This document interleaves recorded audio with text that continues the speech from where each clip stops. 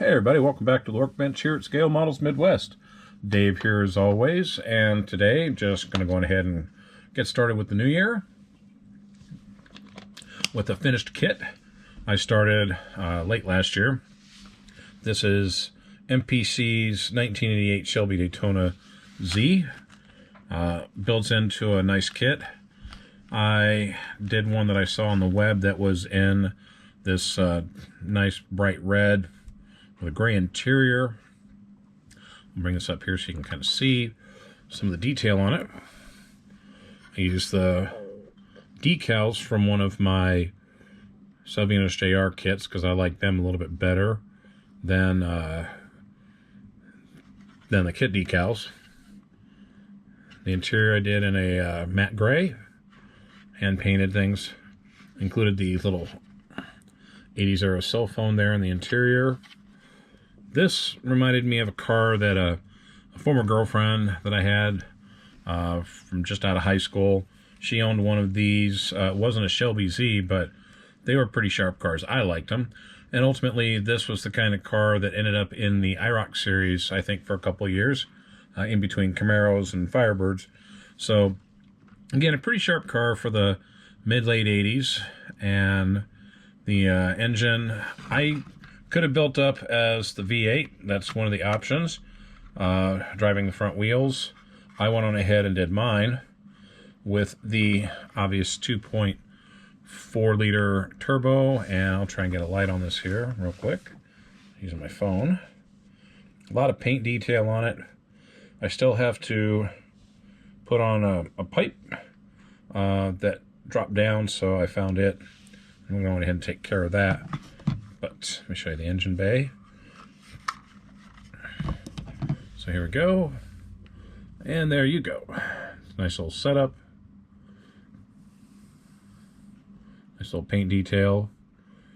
And I have to touch up the black a little bit on the radiator hose, but obviously that came together really well. I did have to do a couple of adjustments on this, so if you're looking at this to build yourself, a couple of quick little items. One, the V8 option is pretty cool, but I think a little unrealistic. I did build that years back when this kit first came out. Also, there is a intercooler on the right hand side that attaches to the radiator, and that one I actually had to cut about 1/8 of an inch off of it from the side. So rather than cutting it, I just sanded it down until it fit nice and flush with the frame rail so it fit appropriately. I would recommend, so you don't have this sitting in a nose high attitude, use some CA glue right here underneath where the black part of the chassis meets this little plastic part of the body. Okay, and you know, be thanking yourself for it. Again, you can go mild and wild with this thing. I liked it. The window glass in the front, they say everything installed from underneath, but I found that this installed better when you put the glass in straight ahead, and then that way the bottom of the front windshield would sit flush with this line here, and then the other part of the window would go inside and underneath, and it fit just fine. There's no gaps, as you can see. And ultimately, again, nice sharp kit. You can build this with the headlamps open. I wanted to keep them closed. The only drawback ultimately in kits like this is I wish they had a Conquest TSI. I saw one at Stu Hansen's Dodge 1987, and I really liked that particular car. I remember at the time it was only about 17 grand, and it was a pretty sharp car. I think the precursor to the Diamond Star cars, like the Eagle Talon TSI, which another vehicle which I almost bought but didn't. But man, if there was ever a Conquest TSI kit out there, I'd buy it and build it. But again, cars that we don't have in our garage, we can certainly build a miniature just like this. And again, I did the paint masking so I could do the black around on the top of the car and the side. I put in the sunroof panel, and again, overall, nice sharp kit. It took me a while to get it built because I've been working on it. Been working on the street machine, and I'm going to show you this real quick. I'm going to be doing some more work on it later on this evening, but as you can see, I have 2 of the 3 paint lines in, and while it's not perfect, it's pretty dang close. I've actually had to freehand this. I used my washi tape to create a very thin line, and then I diluted my Tamiya paint a bit and then ran it through. I debated about airbrushing the lines, and I thought, nah, it's going to be a little difficult for that. I've kind of mocked up the roll cage, and I still have to work on that a bit. But this one, you know, I'm going to be working on, but I've got another kit I'm going to work on because I've got a project with my daughter, and we'll show you that real quick here. She's off for the next week, and I'm going to hand this over to the side. But first of all, just to let you know she's here, here's my hand, and now I'm going to have my daughter reach around the corner and show you her hands. Oh. There you go. Say hi to everybody. Say hi. Hi. There you go. So, I kind of saw this a while back where Model Car Videos, Matt, was with his daughter Ruthie, and she's built a couple kits. My daughter's built a couple kits. So I figured we've got a week. I'm off, and she's off before she goes back to college, and I'm off before I go back to work. So we were joking around and said, you know what? Why don't you take one of my kits off the shelf? We'll build it. But I'll build another kit in a week, just like you. And plus, I'll be working on this guy. So we decided we were going to go on ahead and build a kit together. And she went on ahead and picked one of my Salvinos kits, and I've got it right here.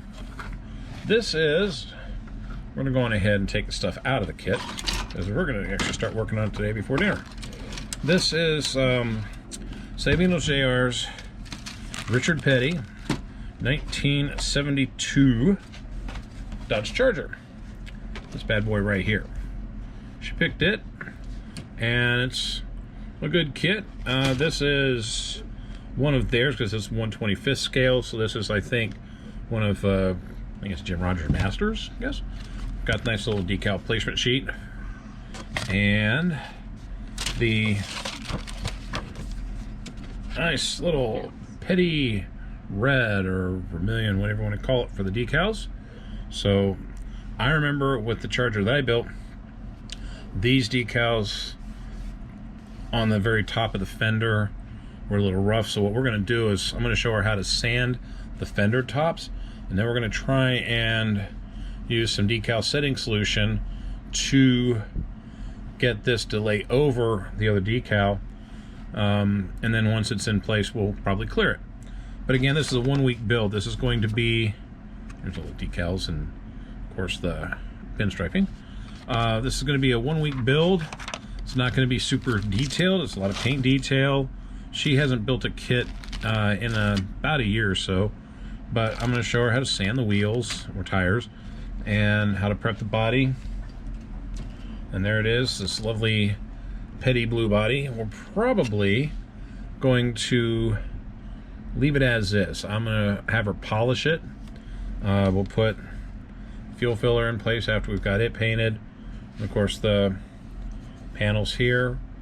And then once that's done, I'll have her work on the decals, show her how to use setting solution, and go from there. We're going to work tonight on putting together the sub-assemblies, and then we'll get into the paint booth, and then tomorrow we'll start kind of doing some detail paint on some of the other items. So with that, in about a week we're going to have this kit done. I'll show you my kit tomorrow. I've got a couple I'd like to look at and build, get them out of the way, because we've got, like everybody else does, too many kits and not enough time. But I've got a commission that I've had sitting on the back shelf for a while, and I really want to get jumping in on that. I'll show you that one, and then we'll go from there. So with that, I just wanted to give you a quick update, and been looking at a lot of other people's year-end videos. I looked at what I built last year. I can really recommend just go to the other videos that I've had, please like and subscribe and share the channel with your friends. Here in about a month, I'm going to be holding my second model make and take, and I'm getting some kits together right now. I've got to go back up to the hobby shop in Ames because the gentleman up there had a couple of those quick builders that I think will be great for model make and takes, and I've got to pick those up, a couple of different variety ones. Plus, he just went to someone's estate sale and picked up a ton of military models. Now, my daughter is into military history like I was, and I saw quite a few kits there. There's like a P-40 Warhawk from the Aleutian Islands. There's a lot of transports, and if you're in the Ames area, go to Hobby Shop or the Hobby Shop and check him out. He's still inventorying them, so I told him I'll come back up in a couple weeks and see what he's got priced out, and then pick that out. He had an A10 Warthog, which I've always wanted to build, so I think I'm going to go up there and cause some damage to my checkbook, but kind of a nice problem to have, if you will. But with that, we're going to go ahead and get started on building the engine, and maybe we'll do some video of that. But in the meantime, continue building the cool kits, and thanks for checking out the video as always. Happy New Year to all of you. Hope you're doing well this holiday season, and we'll catch you in the next video.